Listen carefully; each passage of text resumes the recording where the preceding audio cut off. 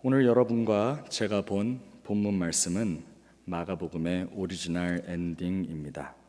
마태, 마가, 누가, 요한 이 4복음서 중 마가복음이 가장 먼저 기록된 복음서이고, 마가복음은 대체적으로 65년에서 75년 사이에 기록되었다고 많은 사람들은 이야기를 합니다. 성서학자들은 66년에서 아마 70년 사이에 기록됐을 것이다 라고도 주장을 합니다. 마가복음서가 처음 기록될 당시에는 오늘 본문 8절로 마가복음이 끝이 납니다.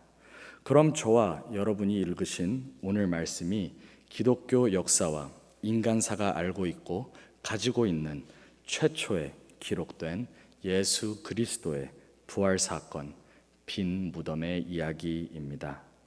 개인적으로는 제가 공부하며 논문을 쓸 때의 본문이기도 합니다. 오늘 저와 여러분은 크게 세 가지를 보시겠습니다. 크게 첫째로 1절에 여자 3명이 등장합니다. 막달라 마리아, 예수의 어머니 마리아, 그리고 살로메. 이 세 여인이 예수의 시체에다 향품을, 기름을 바르려고 고대 중동에서 장사를 지낼 때 중요한 의식이었던 돌아가신 분 시체에 기름을 바르는 의식을 하려고 아침에 일찍 일어나 예수님의 무덤으로 향하고 있습니다. 이 세 여인들은 사실 아시는 대로 예수님께서 십자가에 못 박혀 돌아가실 때에 그곳에도 있었습니다. 15장 40에서 41절 사이에는 멀리서 바라보는 여자도 있었는데, 그 중에 막달라 마리아와 또 작은 야고보와 요새의 어머니 마리아와 또 살로메가 있었으니 이들은 예수께서 갈릴리에서 계실 때에 쫓아 섬기던 자요, 또 이외에도 예수와 함께 예루살렘에 올라온 여자가 많이 있었더라 라고 기록이 되어 있습니다. 이 여자들은 예수님께서 십자가에서 돌아가실 때에만 멀리서 보고 있었던 것만은 아닙니다. 아리마대 사람 요셉이 예수님의 시체를 얻어 장사를 지낼 때에 묻을 때에도 있었습니다. 마가복음 15장 47절에 보시면 막달라 마리아와 요새의 어머니 마리아가 예수 둔 곳을 보더라 라고 기록이 되어 있습니다.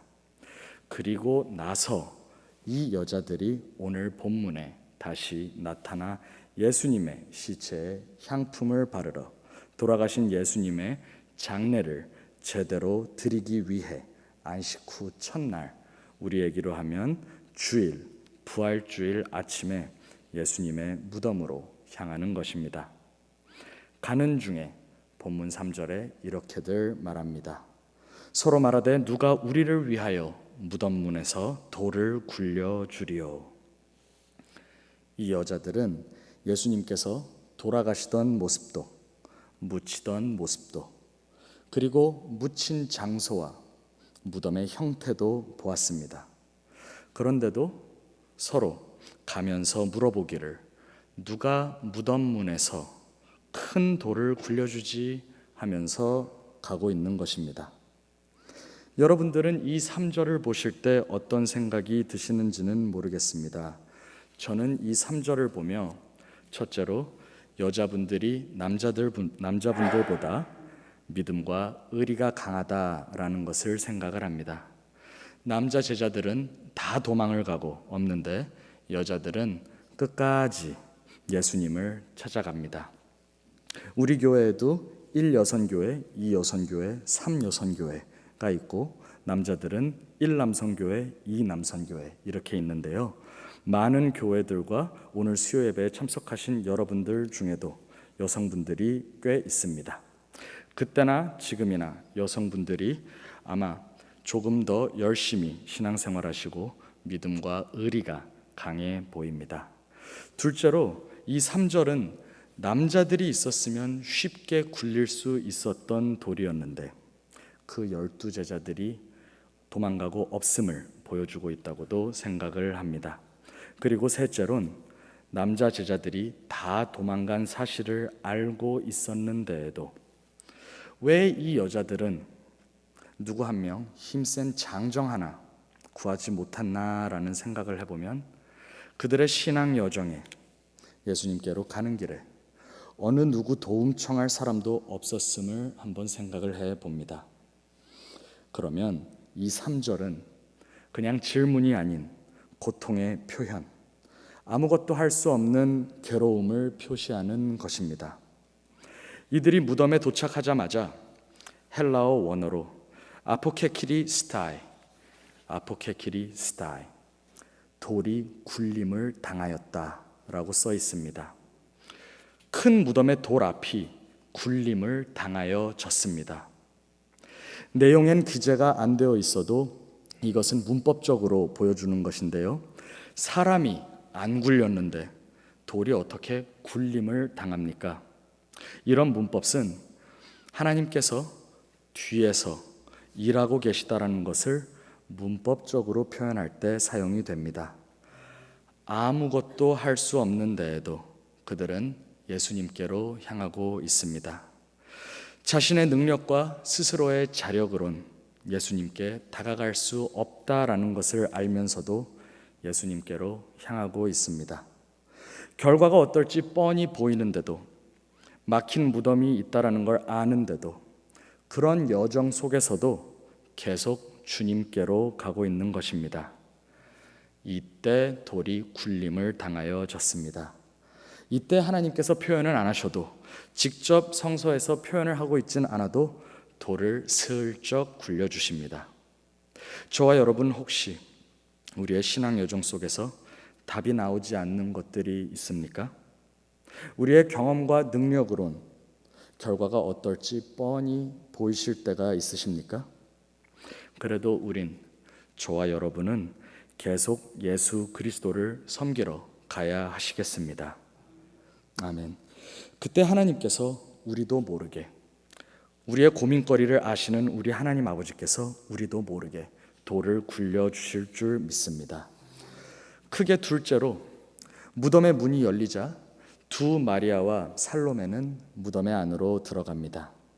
그리고 예수님께서는 계시지 않으시고 한 청년을 만납니다. 이 청년은 천사와 같은 모습을 하고 이 여자들에게 최초의 가스포, 최초의 복음, 기쁜 소식을 전합니다. 6절과 7절에 놀라지 말라, 너희가 십자가에 못 박히신 나사렛 예수를 찾는구나. 그가 살아나셨고 여기 계시지 아니하리라. 보라, 그를 두었던 곳이니라. 가서 그의 제자들과 베드로에게 이르기를 예수께서 너희보다 먼저 갈릴리로 가시나니 전에 너희에게 말씀하신 대로 너희가 거기서 배우리라 하라 하는지라. 라는 최초의 기쁜 소식을 전합니다. 못 박혀 돌아가신 예수님께서 살아나셨다 라는 것은 기쁜 소식입니다. 못 박혀 돌아가신 예수님께서 죽음이 끝이 아니다 라는 것을 보여주신 것도 복음입니다. 그리고 그 살아나셨다라는 단어를 헬라어 원어로 보시면은 에게레테, 예수님께서 살아나심을 당하신 것입니다. 쉽게 말씀드려 하나님 아버지께서 아들 예수님을 살리신 것입니다. 예수님을 살리심으로 죽음을 이기시고 죽음이라는 권세도 하나님께는 아무것도 아니라는 것을 보여주신다는 것을 우리는 잘 알고 있습니다. 저는 이 좋은 소식을 인정하고 감사하고 제 신앙으로 믿지만 조금 다른 각도로 오늘 여러분과 나누어 보려 합니다. 우리 교회에는 이런 학생들이 없습니다. 그러나 제가 대학교 다닐 때, 그리고 석사 과정에 있을 때, 그리고 신학교 과정을 할 때 학생 회장들을 했었습니다. 제가 개인적으로 성숙하지 못해서 저만 이런데요, 제 앞에서 막 잘하고 말 잘 듣고 웃다가 제 뒤통수 탁 치는 학생 별로 잘 안 보게 되고 잘 상대하고 싶지 않습니다. 전 이 학생 저 학생 다 둥글둥글하게 잘 지내려고 하는데 저한테 깊은 상처를 주는 학생, 쉬운 말로 저를 쿡 찔른 학생은 별로 보고 싶지 않습니다. 저는 제가 못나서 이런데 예수님의 관점으로 한번 보시겠습니다. 공생의 시작 때부터 제자로 직접 handpicked, 직접 뽑은 12제자. 말씀, 가르침, 기적, 식사, 공동체 생활, 여행, 여정, 다 예수님과 같이 한 12제자. 미리 자신이 고통을 받으시고 돌아가실 거라고 말씀하시자 같이 죽겠다고, 함께 하겠다고 하던 12제자들. 예수님께서 살아나셨어요. 살아나신 후에 그 살아나신 예수님께서 제자들을 생각하시면 어떤 기분이실까요? 어떤 생각이 드실까요? 아니, 우리가 예수님의 입장이었다면 우리는 어떤 생각을 했을까요? 여러분들은 훌륭하셔서 안 그러시겠지만 저 같았으면 아마 12제자 다시 뽑아 라고 했을 겁니다. 아마 새로 12제자를 뽑았을 것입니다. 나 버리고 도망간 녀석들 다 필요 없어 하며 아마 더 좋은, 더 능력 있는 다른 새 12제자를 뽑았을 것입니다. 그런데 우리 예수님은 천사를 통해, 여자들을 통해 제자들을 다시 부르십니다. 제자들과 베드로를 다시 부르십니다. 처음 사역을 시작하셨던 갈릴리로 다시 부르십니다. 그 실패하고 배신한 제자들을 다시 부르시는 것입니다. 다시 만나 주시려고 하십니다. 저는 그것도 복음이라고 생각합니다. 예수님께서 살아나신 것도 복음이지만 우리가 예수님을 삶에서 실망시켜드리고 실패해드리고 순간순간 배신시킨 죄인인 우리도 예수님은 우리를 버리지 않으시고 다시 부르시고 다시 일으켜 세워주시는 것, 그것도 기쁜 소식이라고 생각합니다. 크게 세 번째로 마지막으로 8절을 봅니다. 여자들이 이 기쁜 소식을 듣고도 놀라 떨며 무서워 아무에게 아무 말도 하지 못하였더라 라고 하며 마가복음 전체가 끝을 맺습니다. 말씀드린 대로 마가복음이 기록되었을 당시에는 8절로 끝이 납니다. 이에 대해 총 3가지의 견해가 있습니다.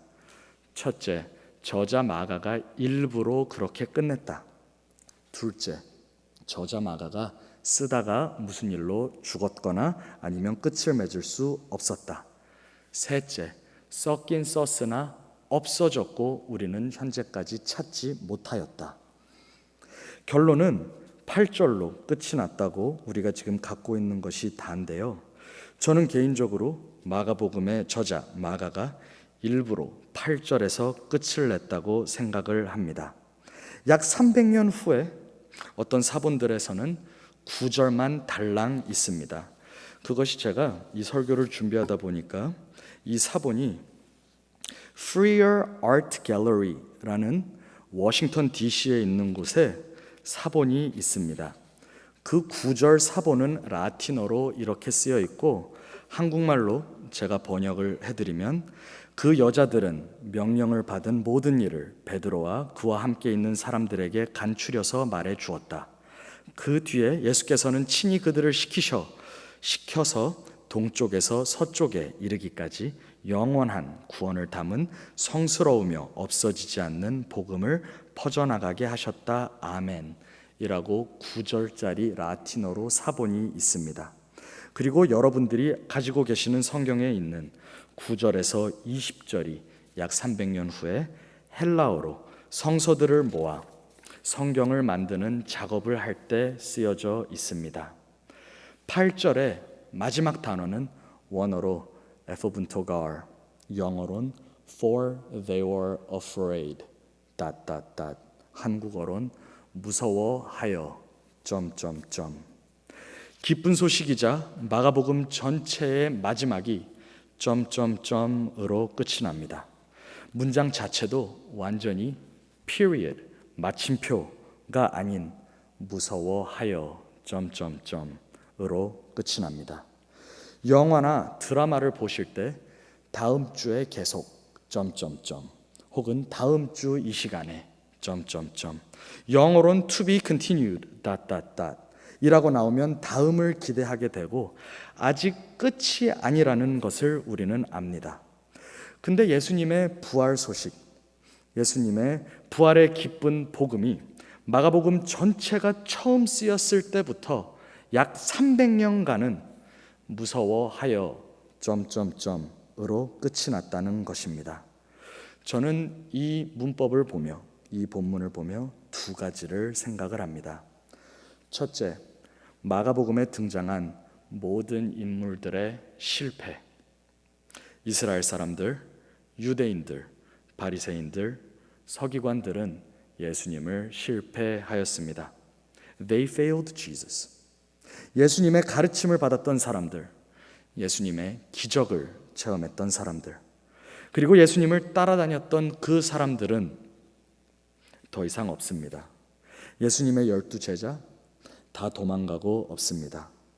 로마인들, 유대교, 국가 다 예수님을 저버리고 그의 메시아 사역, 그의 공생의 그리스도 사역을 실패하였습니다. 마가복음 15장, 16장 이 복음서에서의 마지막 희망의 인물들이 오늘 본문의 세 여자들입니다. 막달라 마리아, 마리아, 살로메. 골고다, 빈 무덤, 그리고 복음의 소식까지 들은 마가복음의 마지막 인물들.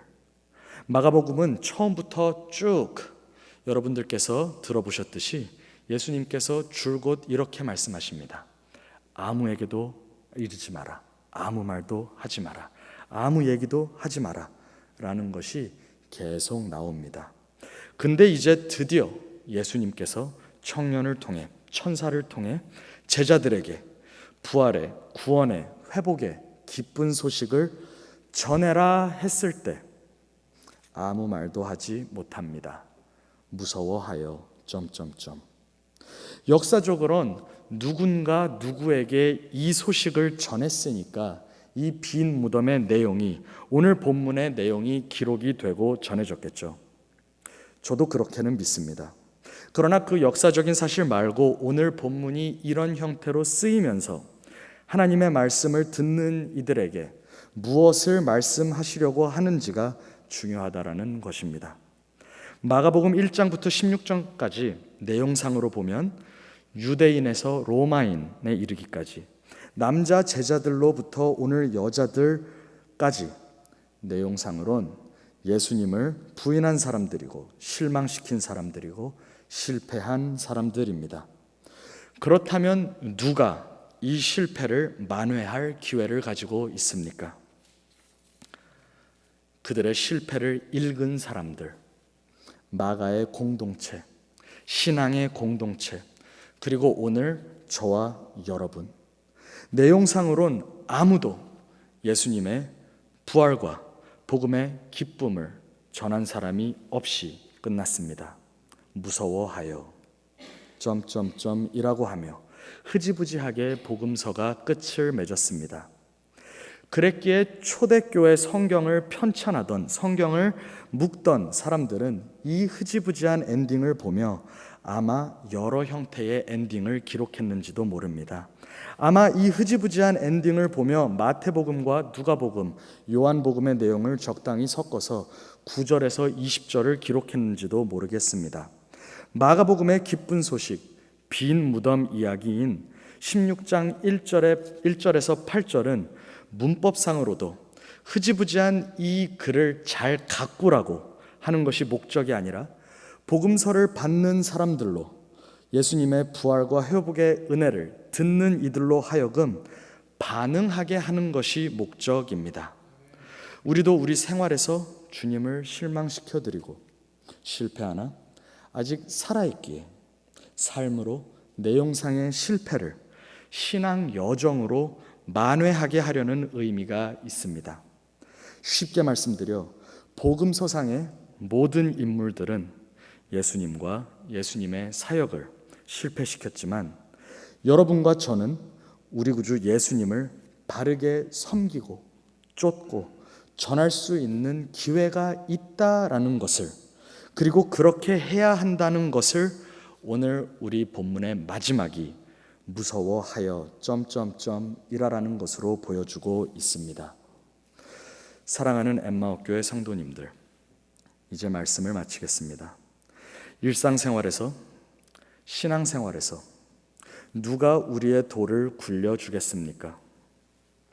힘들어도 괴로워도 주님으로 향하실 때에 돌이 굴림을 당할 것이라는 것을 믿으시기 바랍니다. 하나님께서 당신의 뜻과 시간과 방법으로 해결을 해 주실 것을 믿으시기 바랍니다. 우리는 우리 주변 사람들과 형제 자매에게도 눈에는 눈, 이에는 이, 이런 방식으로 행동을 할 때가 많으나 우리 주님 예수 그리스도는 실패한 제자들도 다시 거두시는 우리 주님, 우리가 부족해도 우리를 회복시키고 다시 가보자고, 다시 보자고 처음 시작했던 그 갈릴리로 부르시는 주님의 음성을 들으시기 바랍니다. 마지막으로 여러분의 삶과 환경에서 부활하신 예수님을 증거하시는 저와 여러분이 되시기를 간절히 기도합니다. 기도하시겠습니다. 하나님 아버지 감사합니다.